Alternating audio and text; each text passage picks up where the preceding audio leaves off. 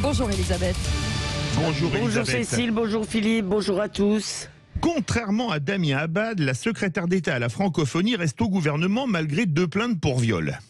Oui, alors je regrette que dans le cas Abad, Emmanuel Macron et Elisabeth Borne aient cédé à la meute au mépris de la présomption d'innocence. A contrario, je me réjouis donc du maintien de Chrysoula Zakharopoulou, la secrétaire d'État qui est chargée du développement de la francophonie et des partenariats internationaux. Elle est par ailleurs gynécologue et spécialiste de l'endométriose. Elle est donc l'objet, vous l'avez dit, de 2 plaintes pour viol dans l'exercice de ses fonctions. Alors pardon, je me prononce avant la justice, mais ces accusations sont assez grotesques, comme l'a tweeté Sophia Aram. Quand on va chez le gynéco, ce n'est pas pour un détartrage. Qu'il vous touche les parties intimes, ça fait partie du jeu. C'est même pour ça qu'on y va et que ce soit désagréable.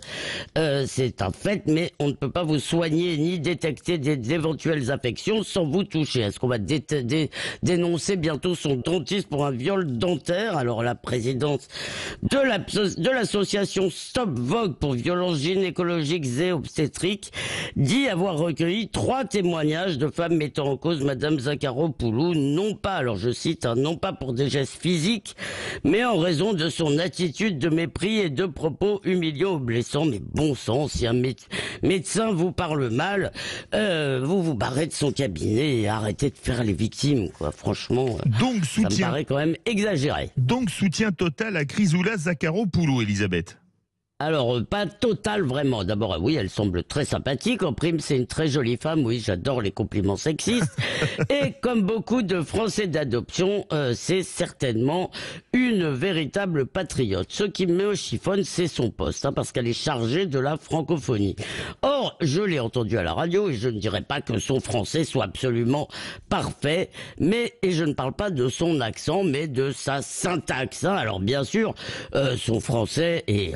ça ne veut pas dire qu'il est mauvais, elle parle le français, mais ce n'est pas parfait. Et son français est bien sûr bien meilleur que mon grec, comme me l'a fait remarquer un confrère, mais vous avez noté que je ne fais pas partie du gouvernement grec. Alors, Madame Zakharopoulou peut occuper absolument n'importe quel poste dans le gouvernement, sauf celui-là, en la chargeant de porter la francophonie, parce que c'est quand même elle qui va porter, si vous voulez, la francophonie dans le monde, qui va défendre la langue française auprès de gens qui la chérissent, parce que vous savez combien les francophones, ailleurs qu'en France, sont attachés à notre langue. Eh bien, en chargeant Madame Zakharopoulou de porter cette langue, eh bien, Emmanuel Macron a voulu refaire un coup, montrer que pour lui, les frontières n'existent pas. Il montre surtout son peu d'intérêt, peut-être même son mépris pour ce trésor qu'est la langue française.